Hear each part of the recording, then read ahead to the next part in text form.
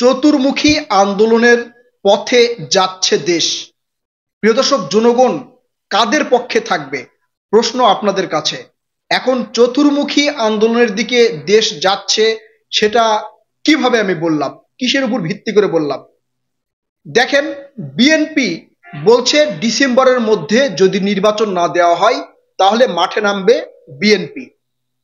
জামাতের যদি নিবন্ধন এবং প্রতীক ফিরে দেওয়া না হয় তাহলে মাঠে নামবে জামাত। সংস্কার ছাড়া যদি নির্বাচন দেওয়া হয় তাহলে মাঠে নামবে এনসিপি, অর্থাৎ জাতীয় নাগরিক পার্টি, এনসিপি। আবার সোশ্যাল মিডিয়ায় যেটা দেখা যাচ্ছে, ডক্টর ইউনূসকে ক্ষমতায় রাখার জন্য মার্চ ফর ডক্টর ইউনূস কর্মসূচিতে যাচ্ছে কিছু জনগণ, অর্থাৎ যারা কমেন্ট করতেছে সোশ্যাল মিডিয়ায়, যারা ডক্টর ইউনূসের পক্ষে আছে। যদি এই পরিস্থিতির সৃষ্টি হয় তাহলে সাধারণ জনগণ কার পক্ষে যাবে বলে আপনি মনে করেন প্রিয় দর্শক? এখন এইটার কোনোটাই মানে শঙ্কা উড়িয়ে দেওয়ার মতো নয়। নির্বাচন যদি প্রলম্বিত হয়, অর্থাৎ দেরি করে হয়, তাহলে বিএনপি 100% কঠোর কর্মসূচিতে যাবে, এটা নিশ্চিত। যদি জামাতের নিবন্ধন ফেরত দেওয়া না হয়, প্রতীক ফেরত দেওয়া না হয়, তাহলে জামাতও কঠোর কর্মসূচিতে যাবে, এটাও নিশ্চিত। আবার যদি সংস্কার, মৌলিক সংস্কারগুলো পুরোপুরি না হয় তাহলে এনসিপি যে, অর্থাৎ জাতীয় নাগরিক পার্টি, ছাত্রদের যে দল, এরা যে মাঠে যাবে এটাও নিশ্চিত। এখন ডক্টর ইউনূসকে ক্ষমতায় রাখার জন্য এই যে অলরেডি কিন্তু শুরু হয়ে গেছে। আপনারা দেখেছেন রাজু ভাস্কর্যে প্রথমে আমরা দেখেছিলাম 4 জন, পরে 15 জন, এরপরে হয়তো 20 জন, এইভাবে হতে হতে সেখানেও বাড়বে ডক্টর ইউনূসকে ক্ষমতায় রাখার জন্য। এই পরিস্থিতিতে সাধারণ জনগণের কি হবে? আমার মনে হয় সাধারণ জনগণের জন্য বাস, মানে কোন দিকে যাবে, কোন পথে যাবে, এটা কোন দিক দিয়ে উড়িয়ে দিবেন বলেন? কারণ এই 4টা সংখ্যাই কিন্তু রয়েছে। এখন এইরকম পরিস্থিতি যদি হয় তাহলে প্রশাসন কোন দিকে যাবে? বর্তমান যে প্রশাসন আছে, প্রশাসন কোন দিকে যাবে? কাকে ট্র্যাকেল দিবে? বিএনপি কে দিবে, এনসিপি কে দিবে, জামাতকে দিবে, নাকি যারা ডক্টর ইউনূসকে আরো 5 বছর ক্ষমতায় দেখতে চান তাদেরকে ট্র্যাকেল দিবে? মানে কি অবস্থার মধ্যে হতে পারে, কি অবস্থায় যেতে পারে দেশ? প্রিয় দর্শক, আপনারা একটু চিন্তা করেন। আমরা চাই না যে এমন পরিস্থিতি হোক, আমরা চাই সকল রাজনৈতিক দল একত্রিত হয়ে তাদের যেই মৌলিক চাহিদা, নির্বাচন, সংস্কার, সবকিছু যেন একটা ভারসাম্য করে বাংলাদেশে গণতন্ত্র ফিরে আসে, এটা কিন্তু আমরা চাই। এখন এই পরিস্থিতিতে ছাত্ররা বলবে জনতা আমাদের দিকে আসো, বিএনপি বলবে জনতা আমাদের দিকে আসো, জামাত বলবে আমাদের দিকে আসো। এখন জনতা, অর্থাৎ সাধারণ জনগণ ওই মুহূর্তে কি করবে, কি করতে পারে? এখন সাধারণ জনগণ যদি আবার মনে করে যে না, এরা যত দাবি নিয়ে মাঠে নামতেছে আমরা এদের বিপক্ষে আবার চলে যাব, তখন পরিস্থিতি কি হবে? এখন পরিস্থিতি কি হবে এইটা যদি বিশ্লেষণ করা যায়, এটা কিন্তু বৃহৎ পরিসরে একটা বিশ্লেষণ। পরিস্থিতি যদি এমন হয়, এমনও হতে পারে দেশের মানে সার্বভৌমত্ব, অর্থাৎ দেশের মধ্যে যেই বিশৃঙ্খলা, এটাকে নিয়ন্ত্রণ করতে হলে সেনাবাহিনীকে ক্ষমতা নিতে হবে, 100% নিতে হবে। না যদি নিতে পারে বা যদি না নেই তাহলে দেশের পরিস্থিতি কি হবে? প্রিয় দর্শক, আপনারাই চিন্তা করেন। এখন এই যে সংস্কার কমিশনগুলো আছে, সংস্কার কমিশনগুলো একটা প্রস্তাব দিয়েছে, সেই প্রস্তাবের পক্ষে বিপক্ষে বিভিন্ন রাজনৈতিক দলেরা কিন্তু এখানে মতামত দিচ্ছেন। আবার বিএনপির অনেক নেতারা বলছেন যে যদি সংস্কার করাও হয় তাহলে আমরা কলমের খোঁচা দিয়ে সেই সংস্কার বাতিল করে দিব। এটা কিন্তু বিএনপির এক নেতা অলরেডি বলেছে। বিএনপি চাচ্ছে যে ন্যূনতম সংস্কার, নির্বাচনের জন্য যে সংস্কার, অর্থাৎ বাংলাদেশে গণতন্ত্র ফিরিয়ে আনতে, নির্বাচন দিতে যেই সংস্কারটুকু প্রয়োজন ঠিক সেই সংস্কার করতে হবে, করে নির্বাচন দিতে হবে। জাতীয় নাগরিক পার্টি বলছে, অর্থাৎ ছাত্রদের পার্টি বলছে যে না, শেখ হাসিনা সহ আওয়ামী লীগের যারা দুষ্কৃতিকারী আছে তাদের সবার বিচার করে সংস্কার, মৌলিক সংস্কার করে তারপরে নির্বাচন দিতে হবে। জামাত বলছে যে সংস্কার করে, বিচার করে তারপরে নির্বাচন দিতে হবে।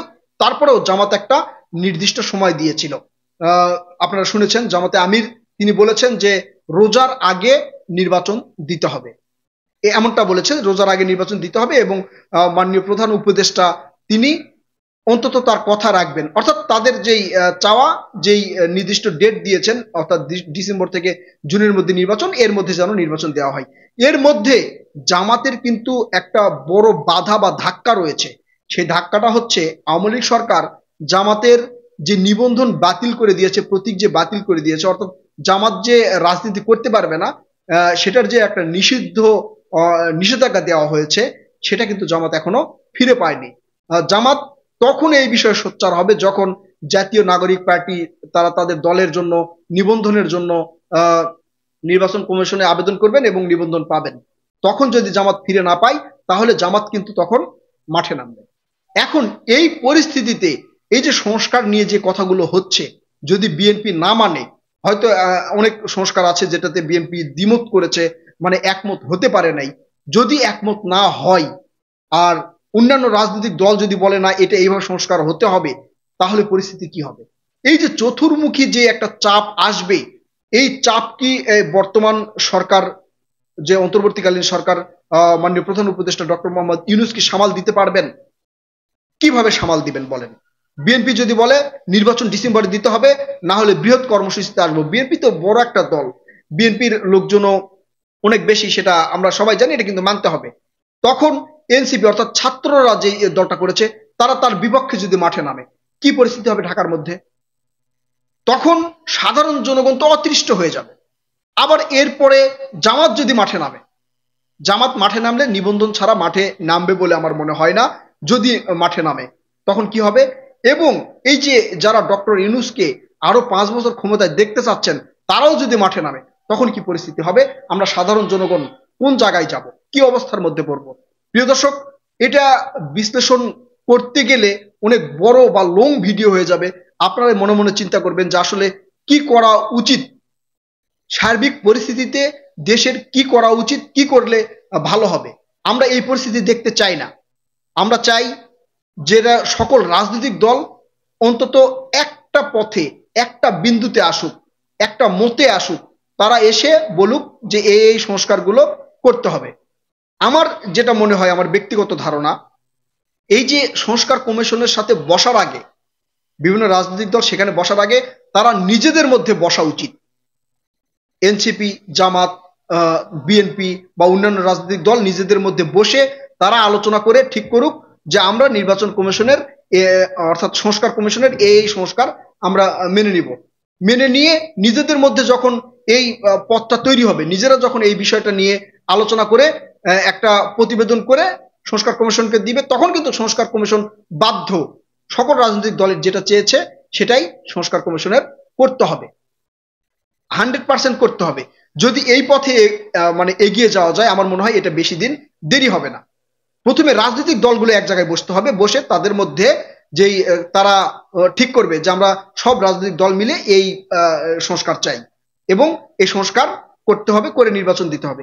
এই পথে সবচেয়ে দ্রুত, আমার মনে হয় সবচেয়ে দ্রুত সংস্কারগুলো করা সম্ভব। না হলে ওই সংস্কার কমিশন আজকে বিএনপির সাথে বসবে, কালকে এনসিপির সাথে বসবে, জামাতের সাথে বসবে, বসার পরে তাদের মধ্যে যেই মতৈক্য রয়েছে বা মতবিরোধ রয়েছে সেগুলো আবার তুলে ধরবে, ওটা নিয়ে আবার কাজ করবে, কাজ করে বিএনপির কথা এনসিপি কে বলবে, এনসিপির কথা জামাতকে বলবে, জামাতের কথা আবার বিএনপি কে বলবে, বলে আবার সবাই মিলে একটা সমঝোতায় আসবে। এতে 100% সময় লাগবে, 100% সময় লাগবে। দ্রুত সংস্কার করতে হলে রাজনৈতিক দলগুলোকে এক জায়গায় বসতে হবে এবং রাজনৈতিক দলগুলো ঠিক করতে হবে যে আমরা সকল রাজনৈতিক দল মিলে আমরা এই সংস্কারটা চাই।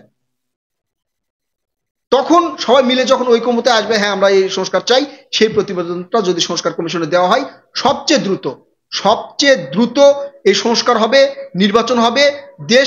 দেশের যে এই যে বিভিন্ন মাঠে নামার হুঁশিয়ারি, আন্দোলনে যাওয়ার হুঁশিয়ারি, এগুলো একটাও থাকবে না, এটা আমার ধারণা। আবার এখানে ওই সেনাবাহিনীর যে হস্তক্ষেপ করতে হবে, সেনাবাহিনীর হস্তক্ষেপ করতে হবে না। সেনাবাহিনী আমাদের গর্ব, দেশ রক্ষা করবে, তারা বৈদেশিক শত্রুর হাত থেকে দেশের যে সার্বভৌমত্ব রক্ষায় নিয়োজিত থাকবে। এখানে কোনো ধরনের বিশৃঙ্খলা হবে না। কিন্তু না করে করা হচ্ছে কি, যে এক এক করে রাজনৈতিক দলের সাথে বসা হচ্ছে না, আপনারা রাজনৈতিক দলের উপর দিয়ে দেন যে আপনারা রাজনৈতিক দল এক জায়গায় বসে আপনারা নিজেদের মধ্যে ঠিক করেন, আপনারা নিজেদের মধ্যে ঠিক করেন, ঠিক করে নিয়ে এসে সংস্কার কমিশনে দেন, সংস্কার কমিশন এটা সংস্কার করবে। প্রিয় দর্শক, আসলে কি হতে চলেছে, কি হতে পারে, এই পরিস্থিতি হলে জনগণ কোন দিকে যাবে, কার পক্ষে যাবে, আপনারা অবশ্যই আপনাদের মূল্যবান মতামত কমেন্ট করে জানাবেন। আর আমাদের সাথেই থাকবেন, কথা হবে পরবর্তী কোনো ভিডিওতে। আল্লাহ হাফেজ।